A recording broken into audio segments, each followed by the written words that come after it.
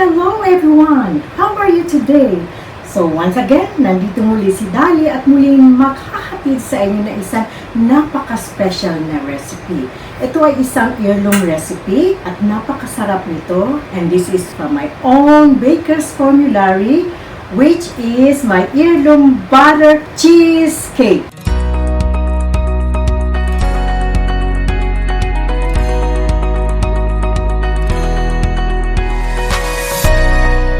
600 grams all-purpose flour, 16 grams baking powder, white sugar, 250 grams, butter, 338 grams, 6 pieces of eggs, condensed milk, 1.5 big cans, cheddar cheese, 80 grams.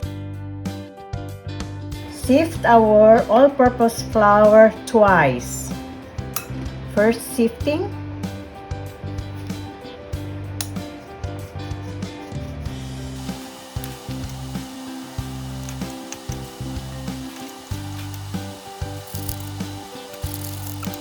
And second sifting, we have to add now our baking powder for the second sifting.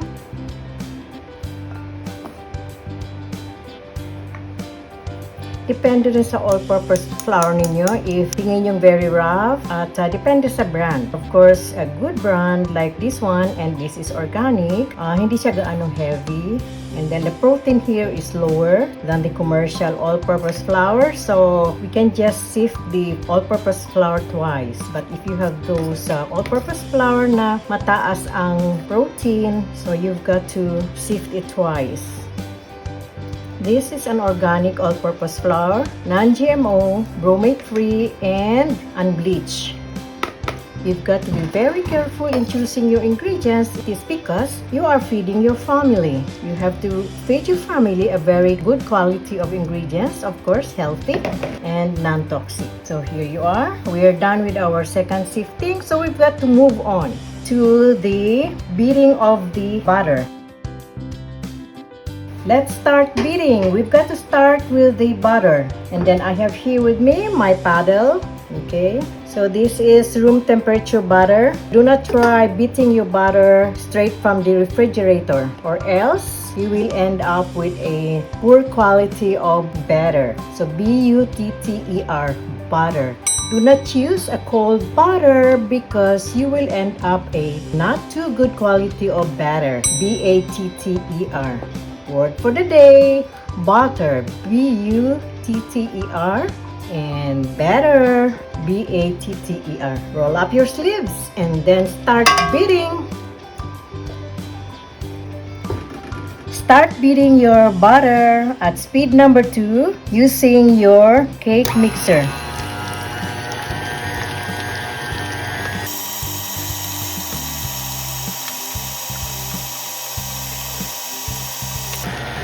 And speed number 4.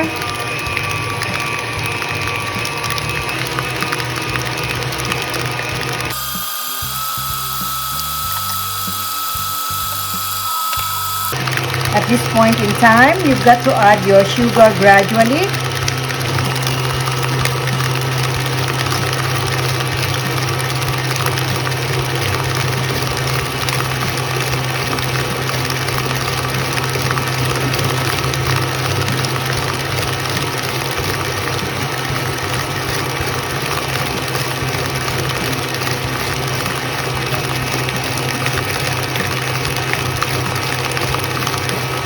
And never attempt na magmamadali kayo ng pag-cream ng inyong butter. So this is the creaming method. So make sure na may appropriate time kayo. Ano lang siya, there is a gap. Do not pour all your sugar at one time. At huwag marami. Kailangan in small portion. That's the secret of creaming our butter. In order for us to achieve a very good consistency of our batter. Okay, last is, get off for a while. Scrape the side of your bowl. So the purpose why you have to scrape all the sides of your bowl, so that we have to make sure that all the sugar, everything is well incorporated, well distributed, or well blended. And then a few more minutes of beating our butter, and then we are done creaming it. Number 4. Continue creaming your butter. For quick beating, turn it to speed number 6 for a few seconds.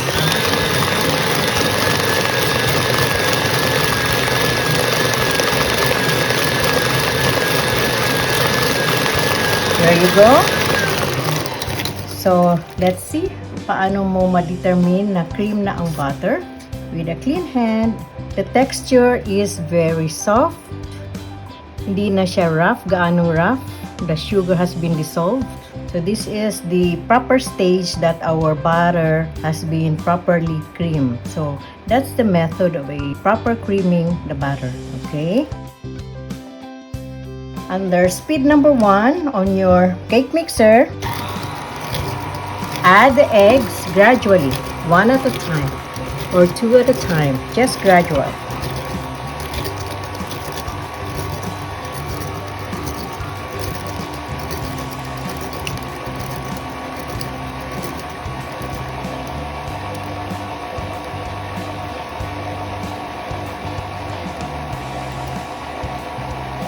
There you go.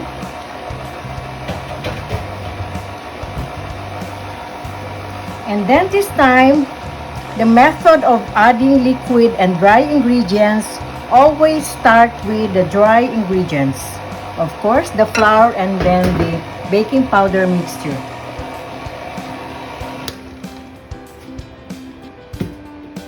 Scrape the sides of your bowl.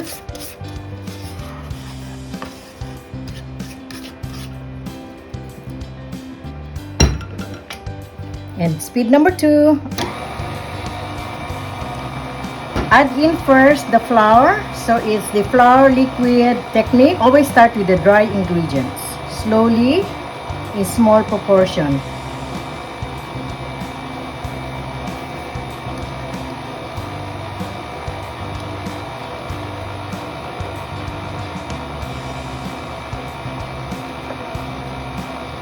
Add your condensed milk gradually as well.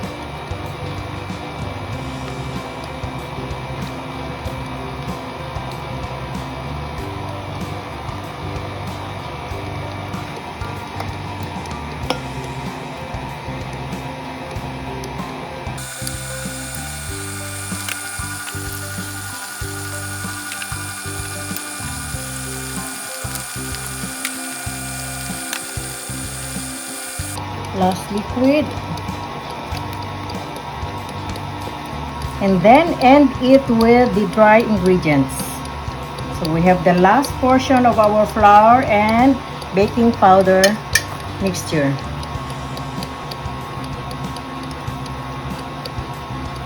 Sarap nito. Optional ingredient, our vanilla, a few drops. Don't overbeat. Off and then scrape the sides.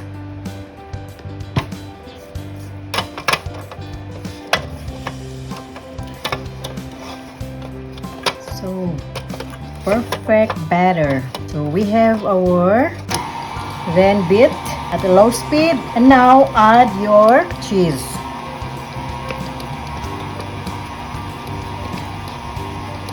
So this is our final mixing of the butter cheese cake. Don't overbeat. So a little quick stir for a few seconds. Stop. Okay, there we go. We're done. Preheat the oven for 350 degrees for 15 minutes. Done. Beautiful. Scrape everything here. Tilokon. Okay, lami pa ni kaayo.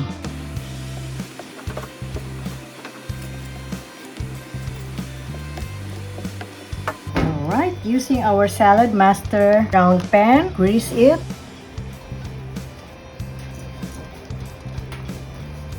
Now, line it with a parchment paper.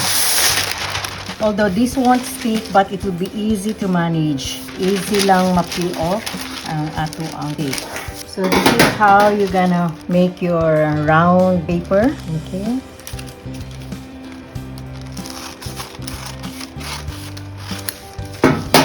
Just line it. Oh. Tsaka, di man round. Oblong man. Na-excited. Actually, you may or you may not use parchment paper.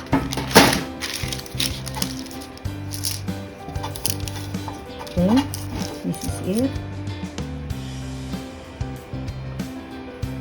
Do not overload your pan. At least 3/4 fill. Let's check.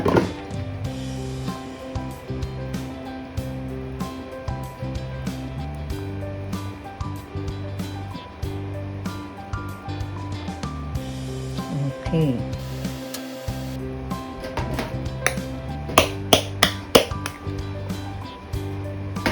And for the cupcakes, line with paper cups. Using your ice cream scoop, fill in your egg cups for 3/4 fill. And top with your grated cheese. Here you are. Topped with grated cheese. And then also our cupcakes. Into the oven. Into the oven, bake for 25 to 30 minutes at 350 degrees Fahrenheit. Wellness through healthy food preparation prevents us from getting sick. SaladMaster cookware is a healthy cookware. It is made of 316 titanium stainless steel, pure, clean, non-toxic cookware, and it has a limited lifetime warranty.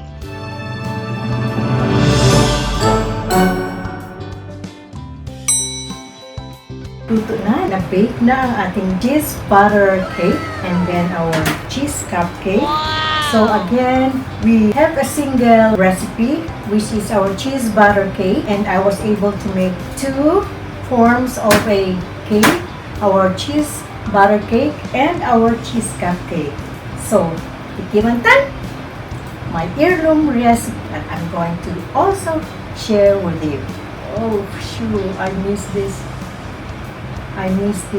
So this is very good because it's not overbeat.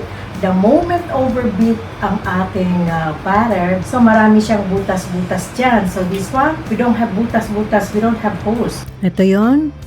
So we don't have holes kasi pag overbeating yan, maraming holes. Ibig sabihin, nag-bubble siya and then nag-vacuum sa gitna. So the finished product of your batter is not good kasi para siyang, alam mo yung mga termites, mga ants na butas-butas ang ground. So parang ganun. Wala masyadong daldal, so I miss this. Very good. Soft. This was my money maker before when my kids were young, elementary and high school, and even in college. They know how to sell this. They're selling this at school sa mga friends nila. So, try my recipe. This is really good. Very healthy, very creamy, and I can taste the sweetness of a little sugar and the condensed milk, the cheese, and the butter. It's really good. Try this. Okay, one more.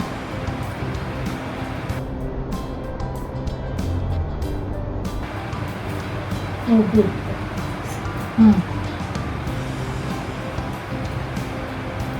And for the cake. So, muling nagtatapos ngayon ang ating isang napakagandang baking with Dolly using our SaladMaster bakewares. I'm featuring today a SaladMaster bake pan for my butter cheese cake. So, here you are. And also, my cheese cupcake using my egg cups. This one. Muli tayo nagtatapos, and salamat po muli sa inyong walang sawang pag-support sa aking channel. Thank you very much for sharing my channel, my videos. Also, feel free to try my recipe, which is my own baker's formulary. That's my personal concoction. That's my personal formula, and everything was well studied way back many years ago. So, it's been tested, it's been proven, and it gave me thousands of pesos just to be able to also supplement my children's educational needs. So, just try also. Make this as your pang-negosyo, pang-kabuhayan, o pang-augment lang ng iyong income. That's just what I did before. Aside from my salary, I was baking on my day off and eating at night just to supplement my salary. para pangtustos ng mga tuition fee and other needs. Salamat po muli. Keep safe, be well, and stay healthy. Salamat po and mga palos. Bye-bye. Mwah!